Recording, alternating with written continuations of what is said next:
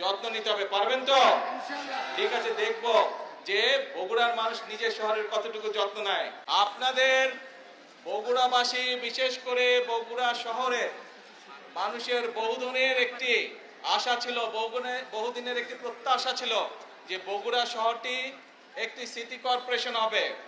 আমরা 2001 সাল থেকে এটির কাজ শুরু করছিলাম। নর্মালি সিটি কর্পোরেশনের যে সকল সুযোগ সুবিধা থাকে আপনারা দেখেছেন 2001 থেকে 2006 সাল পর্যন্ত আমরা ধীরে ধীরে সেইগুলোর ম্যাক্সিমাম, বেশিরভাগ যেগুলো সুযোগ সুবিধা থাকে একটি সিটি কর্পোরেশন হলে সেই সুযোগ সুবিধাগুলো আমরা গড়ে তুলেছিলাম।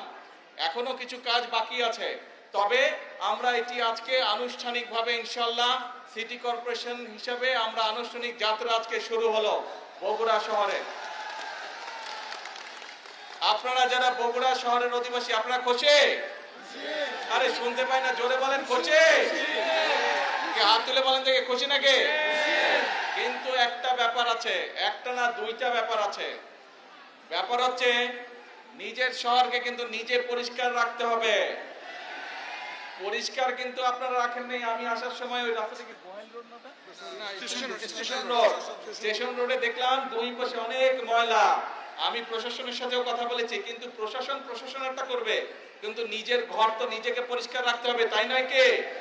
হ্যাঁ, এখন সেটা স্টেশন রোড হোক, গোহাইল রোড হোক, বনানী মাটিটালি হোক, ভিতরের রাস্তাগুলো হোক, যারা এই সিটি কর্পোরেশনের মানুষ, যারা সিটি কর্পোরেশনে আপনারা বাস করবেন, আমাদের নিজেদের শহরের যত্ন আমাদেরকে নিতে হবে, তাই তো?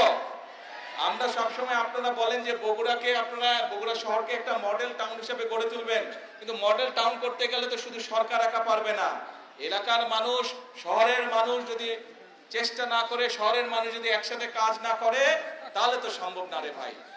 আপনারা এখানে অনেকে ছোট ছিলেন, দেখেন নাই, আজ বড় হয়েছেন, কিন্তু মুরব্বী যারা আছে তাদেরকে জিজ্ঞেস করবেন 1 থেকে 6 পর্যন্ত আমরা কিভাবে মোটামুটি ভাবে শহরে বহু কাজ করেছিলাম। সেই পানি আটকে যেত, সেইগুলোর কাছ থেকে শুরু করে, ড্রেনের কাছ থেকে শুরু করে, বিভিন্ন রাস্তাঘাটের কাছ থেকে শুরু করে, ওই যে ইয়েটা কি জানি, ওই যে মাইক্রো ফুলবাড়ির ওইদিকে যে ভিতরে রাস্তাঘাটগুলো ছিল, সেই রাস্তাঘাটগুলোকে ঠিক করা সহ, ড্রেনেজ ঠিক করা সহ বিভিন্ন কাজগুলো আমরা করেছি। এই দুই পাশে করতর, ওই পাশে যে ব্রিজগুলো ছিল, আগে ছিল একটা ব্রিজ, আপনাদের এই বিএনপি সরকারে কিন্তু 6টা না এক্সট্রা আরো 6টা ব্রিজ আমরা তৈরি করেছিলাম। কিন্তু এই সবগুলাই আরো কাজ করা যাবে, কিন্তু আপনারা যদি যত্ন নেন। যত্ন নিতে হবে। পারবেন তো? ঠিক আছে, দেখবো যে বগুড়ার মানুষ নিজের শহরের কতটুকু যত্ন নেয়। ঠিক আছে, আর আমার পাশে থাকবেন ইনশাল্লাহ।